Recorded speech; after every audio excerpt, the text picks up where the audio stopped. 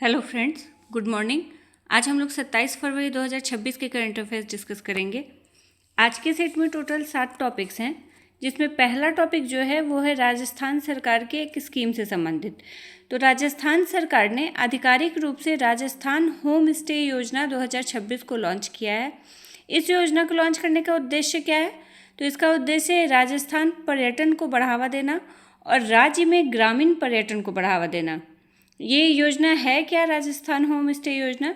तो इस योजना के तहत स्थानीय परिवार जो होंगे वो अपने घरों के एक हिस्से को पर्यटकों के लिए आवास के रूप में पंजीकृत कर सकेंगे।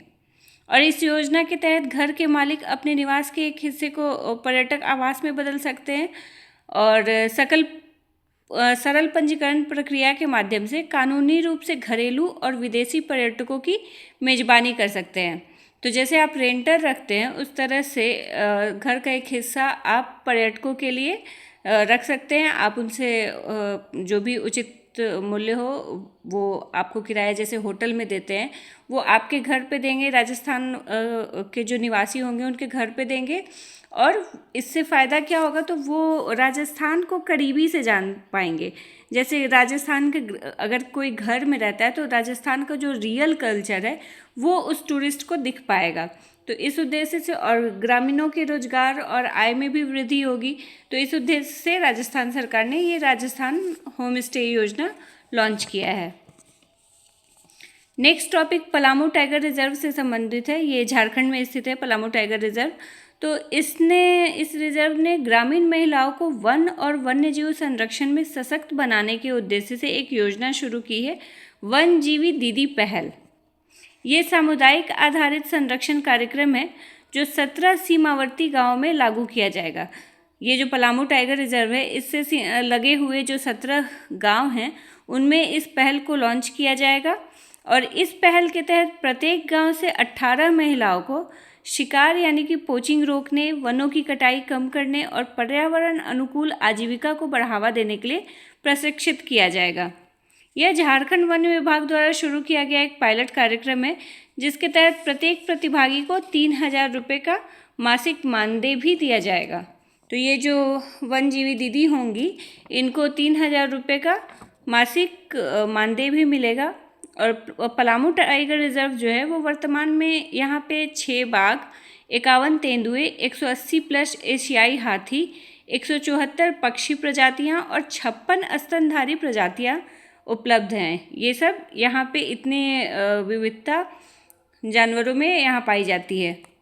वनजीवी दीदी पहल जो है ये आवास संरक्षण, स्वच्छता अभियान और नदी संगम क्षेत्रों के संरक्षण में भी सहयोग कर रही है। तो इसे किस टाइगर रिजर्व द्वारा लॉन्च किया गया है? तो Palamu tiger reserve. Next topic Anjadip युद्धपोत से संबंधित है। तो उथले पानी में काम करने की क्षमता वाले 8 पनडुब्बी रोधी युद्धपोतों की श्रृंखला का ये तीसरा युद्धपोत है, जिसे 27 फरवरी 2026 को चेन्नई में नौसेना में शामिल किया गया है। इस समारोह में नौसेना प्रमुख एडमिरल दिनेश कुमार त्रिपाठी भी शामिल होंगे। और ये जो जहाज़ है ये कोलकाता स्थित garden reach ship builders and engineers ने स्वदेशी रूप से डिज़ाइन और निर्मित किया है। इस युद्धपोत में 80% से अधिक जो सामग्री लगी है वो स्वदेशी सामग्री है। और कंपनी ऐसे 8 पनडुब्बी रोधी युद्धपोत बना रही है, जिनमें से अंजदीप तीसरा है। ये विशेष रूप से तटीय और कम गहरे पानी वाले क्षेत्रों में ऑपरेशन के लिए डिज़ाइन किया गया है। और इस नाम से, अंजदीप नाम से, नौसेना में पहले भी पुराना युद्धपोत था, ये उसी का नया अवतार है। और पुराना वाला युद्धपोत जो है वो 2003 में रिटायर हो गया था। अंजदीप नाम क्यों पड़ा? तो कर्नाटक के कारवार तट के पास स्थित अंजदीप द्वीप के नाम पर इसका नाम पड़ा है। इसकी कुछ विशेषताएं देख लेते हैं, क्या क्या विशेषताएं हैं। तो रक्षा मंत्रालय के अनुसार इसे डॉल्फिन हंटर के रूप में डिज़ाइन किया गया है, जो तटीय क्षेत्रों में दुश्मन की पनडुब्बी का पता लगाकर उसे निष्क्रिय करने में सक्षम है। साथ ही ये लगभग 77 मीटर लंबा युद्धपोत है, जो वाटर जेट से चलने वाले नौसेना के अब तक के सबसे बड़े युद्धपोत में से एक है। इसमें अत्याधुनिक हल्के टॉर्पीडो, स्वदेशी पनडुब्बी रोधी रॉकेट और उथले पानी में काम करने वाला सोनार सिस्टम लगाया गया है। इससे दुश्मन को समुद्र के काफ़ी अंदर तक ढूंढकर नष्ट करने की क्षमता बढ़ेगी भारतीय नौसेना की। तो ये अंजदीप जो युद्धपोत है उसकी विशेषताएं थी। नेक्स्ट टॉपिक गुजरात से संबंधित है। तो गुजरात के मुख्यमंत्री भूपेंद्र पटेल ने गांधीनगर में विश्व गुरु श्रील प्रभुपाद नामक गुजराती जीवनी का विमोचन किया है। इस जीवनी की लेखिका कौन है? तो डॉक्टर उषा उपाध्याय। इस पुस्तक में वर्णन किस चीज़ का है? तो इस पुस्तक में ये जो पुस्तक है ये एसी भक्ति वेदांत स्वामी प्रभुपाद के प्रेरणादायक जीवन पर आधारित है, जो अंतर्राष्ट्रीय कृष्ण चेतना सोसाइटी यानी कि इस्कॉन के संस्थापक आचार्य हैं। और इस पुस्तक में बताया गया है कि किस प्रकार श्री प्रभुपाद ने भारतीय अध्यात्म और वैदिक ज्ञान को वैश्विक मंच तक पहुंचाया तथा भगवान श्री कृष्ण के संदेश को विभिन्न महाद्वीपों में फैलाकर भारत की आध्यात्मिक विरासत को विश्व भर में प्रतिष्ठित किया। तो ये सारी चर्चाएं इस पुस्तक में, इस जीवनी में है, जिसे डॉक्टर उषा उपाध्याय ने लिखा है। नेक्स्ट टॉपिक धर्म गार्डियन सैन्य अभ्यास से संबंधित है। तो ये भारत और जापान के बीच होने वाला संयुक्त सैन्य अभ्यास है, जिसका 7वां संस्करण चौबटिया उत्तराखंड स्थित फॉरेन ट्रेनिंग नोड में शुरू हो गया है।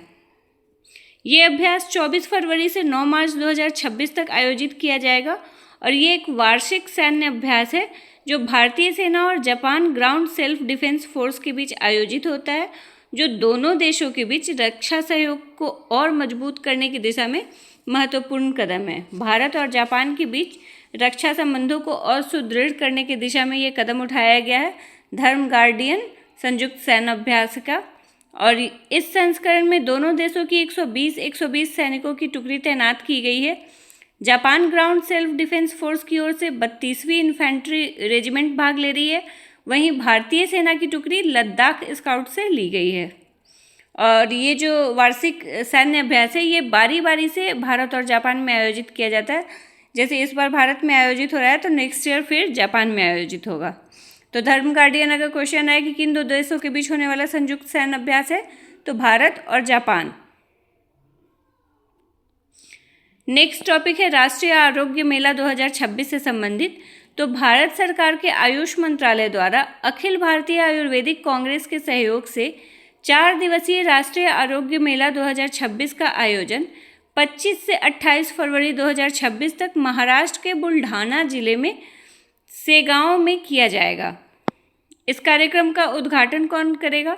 तो 25 फरवरी 2026 को द्रौपदी मुर्मू जो हमारी राष्ट्रपति हैं उनके द्वारा संत गजानन महाराज संस्थान के बिसावा मैदान में इसका उद्घाटन किया गया।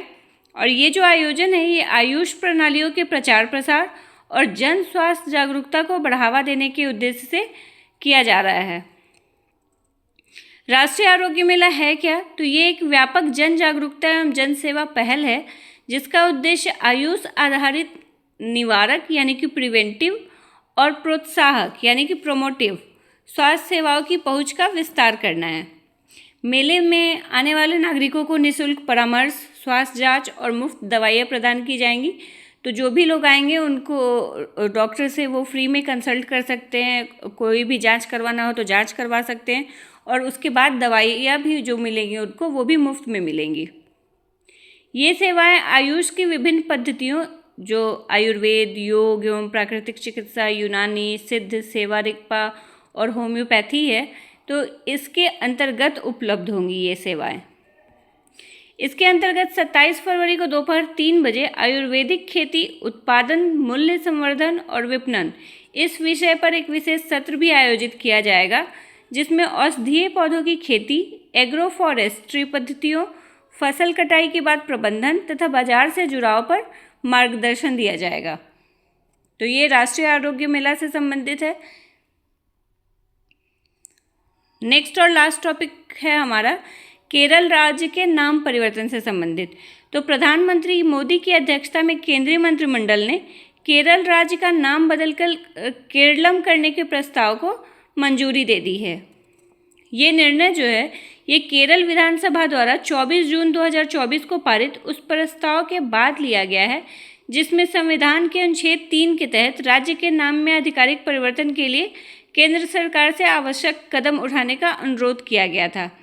तो आपको पता होगा कि संविधान के अनुच्छेद 3 के तहत संसद को ये अधिकार प्राप्त होता है कि वो किसी राज्य का नाम, क्षेत्रफल या सीमाओं में परिवर्तन कर सकता है।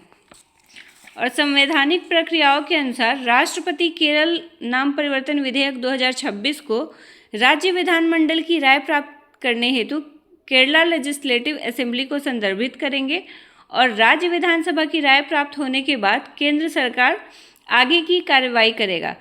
ये जो विधेयक होता है किसी राज्य का नाम, क्षेत्रफल ये सब परिवर्तित करने वाला, ये उन विधेयकों की श्रेणी में आता है जो राष्ट्रपति की पूर्व मंजूरी के बिना पेश नहीं किया जा सकता है। तो ये राष्ट्रपति की अनुशंसा के बाद ही इस विधेयक को संसद में प्रस्तुत किया जा सकता है। और ये जो परिवर्तन होगा इसके साथ ही संविधान की पहली अनुसूची में भी संशोधन किया जाएगा। जहाँ राज्य का नाम वर्तमान में केरला है उसको संशोधित करके अगर ये विधेयक पारित हो गया तो केरलम किया जाएगा। तो ये हमारे आज के टॉपिक्स थे। मिलते हैं नेक्स्ट डे। Thank you.